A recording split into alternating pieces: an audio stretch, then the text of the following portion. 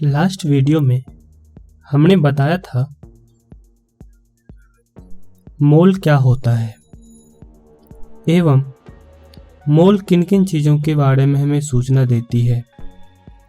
मोल पदार्थ के परिमाण का ऐसा ही मात्रक होता है एवं मोल हमें संख्या, द्रव्यमान तथा आयतन के रूप में पदार्थ के परिमाण के बारे में बताता है।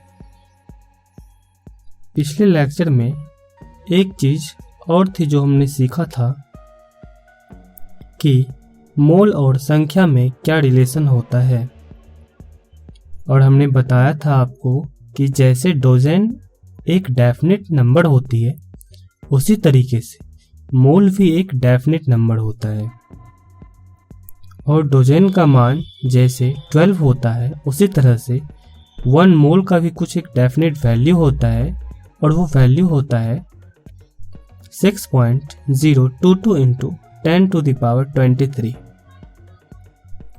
इस कांस्टेंट को बताने वाले साइंटिस्ट का नाम एवोगाड्रो था, इसलिए इस नंबर को एवोगाड्रो नंबर भी कहते हैं।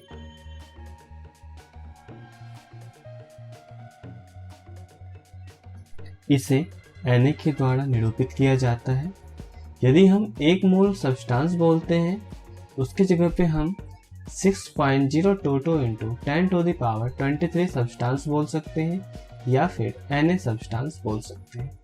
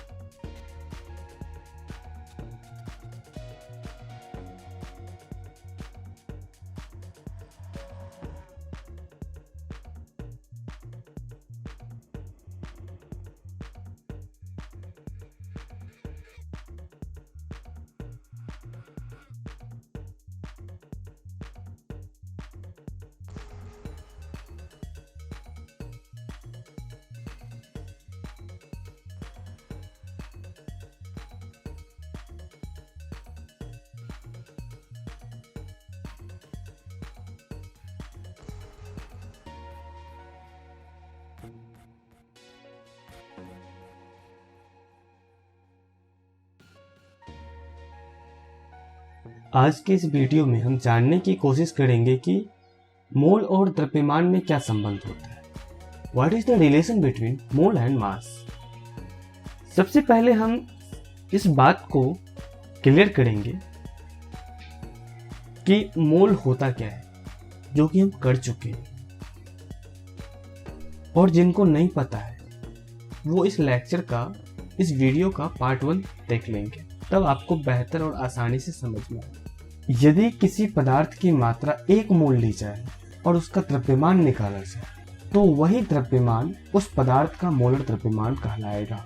और यदि वह पदार्थ तत्व है, और आप जानते हैं तत्व का सूक्ष्मतम कण परमाणु होता है, और यदि वह पदार्थ तत्व है और उसके एक एक परमाणु को लिया जाता है और तब तक लिया जाता है जब तक कि उसकी संख्या 1 मोल के बराबर ना हो जाए, और फिर उसे मेजर किया जाता है, उसके द्रव्यमान को मापा जाता है, तो वह जो द्रव्यमान निकल करके सामने आता है उसे उस तत्व का एटॉमिक मास कहते हैं।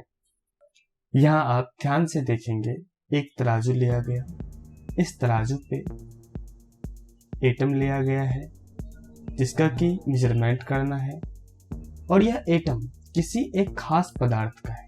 यदि आप एटॉमिक मास निकाल रहे हैं तो यह आप इस तरीके से समझेंगे कि यह एक ही तत्व के सभी परमाणु होंगे और इसकी संख्या 1 मोल ली गई है।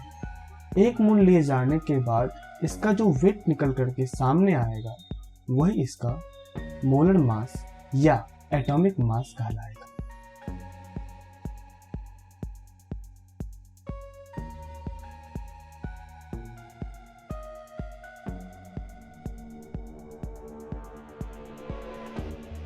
फिर से अब मैं बात करूंगा मोलर मास की ही, लेकिन यहाँ पे हम तत्व की बात नहीं करेंगे, यहाँ पे हम यौगिक की बात करेंगे। यौगिक के पदार्थ का सबसे छोटा कण कौन होता है? यौगिक का सबसे सूक्ष्मतम कण अणु होता है, मॉलिक्यूल होता है। और यौगिक के जो सूक्ष्मतम कण होते हैं, जिसे हम अणु कहते हैं, वह आपस में सभी एक जैसे होते हैं, एक जैसे दिखते हैं, एक जैसे वजन वाले होते हैं। और यदि किसी तराजू पर 1 मोल अणु लिया जाए और उसका मेजरमेंट किया जाए, उसके द्रव्यमान को निकाला जाए, तो उसका जो द्रव्यमान निकल करके सामने आता है, उसे ही हम उस यौगिक का आणविक द्रव्यमान या मॉलिक्यूलर मास कहते हैं। एक चीज और मैं ध्यान दिलाना चाहता हूँ, मोलर मास के अंदर एटॉमिक मास भी आता है और मॉलिक्यूलर मास भी आता है, क्योंकि वह 1 मोल एटम का वजन हो सकता है या फिर 1 मोल मॉलिक्यूल का वजन हो सकता है।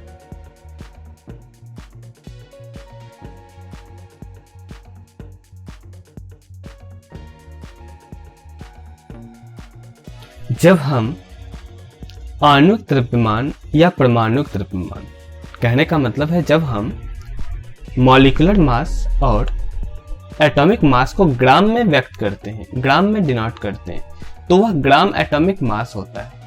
इसके विपरीत यदि आप एमयू में व्यक्त करते हैं, तो वह एटॉमिक मास यूनिट में व्यक्त करने के बाद वह यूनिफाइड मास होता है। इस चीज की चर्चा हम आगे करेंगे कि यूनिफाइड मास क्या होता है। अगेन आप समझने की कोशिश करेंगे कि mass of 1 atom is not equal to mass of 1 mole atom. एक एटम का वजन कभी भी 1 मोल एटम के वजन के बराबर नहीं हो सकता है। और यहाँ पे मैंने कुछ एक डाटा लिखा हुआ है, आप उसे समझेंगे, ध्यान से देखेंगे। Mass of 1 mole atoms is equal to atomic mass in gram and is equal to gram atomic mass. ये आपस में एक ही होते हैं। फिर वैसे ही हम कह सकते हैं मॉलिक्यूल के लिए भी mass of 1 mole molecule is equal to molecular mass in gram and this is also called gram molecular mass. ये सभी आपस में एक ही होते हैं, सिर्फ लिखने का तरीका अलग। यहाँ तक अगर क्लियर हो गया है तो मैं एक उदाहरण देता हूँ, आप उदाहरण से समझने की कोशिश करेंगे। कार्बन, यहाँ एक ढेर है कार्बन का, कोयले का, ठीक है। और जब आप बुक में देखेंगे तो आपको लिखा हुआ मिलेगा कि कार्बन का एटॉमिक मास 12 होता है। कार्बन का जो परमाणु द्रव्यमान होता है वह 12 होता है। इसका मतलब क्या होता है? क्या एक कार्बन एटम का वजन 12 होता है या फिर 1 मोल कार्बन एटम का वजन 12 ग्राम होता है?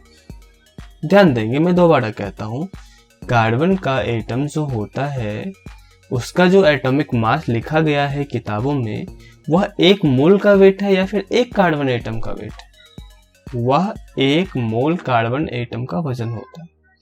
जब आप ग्राम में देखेंगे और 12 लिखा हुआ देखेंगे तो आपको ये समझना है कि कभी भी 1 कार्बन एटम का वजन 12 ग्राम नहीं हो सकता है। Mass of 6.022 into 10 to the power 23 atom of carbon is equal to atomic mass of carbon. अभी आप अपने साइकोलॉजी को एडजस्ट करेंगे और समझने की कोशिश करेंगे। ध्यान से स्लाइड को देखेंगे और सारी मान्यता, अगर आप गलत मान के सोच रहे थे मोल को, तो वो मान्यता गिर जाएगी। Atomic mass of carbon is equal to mass of 6.022 into 10 to the power 23 atom of carbon. That is equal to 12 gram actually. Carbon is equal to mass of 6.022 into 10 to the power 23 atom of oxygen. That is equal to 16 gram actually. क्या आप सोच रहे थे carbon के एक atom का wait 12 ग्राम होता है? ऐसा नहीं है। आगे एक टेबल है जिसे आप ध्यान से देखेंगे और याद करेंगे, और बाकी चीजें मैं आगे बताऊंगा।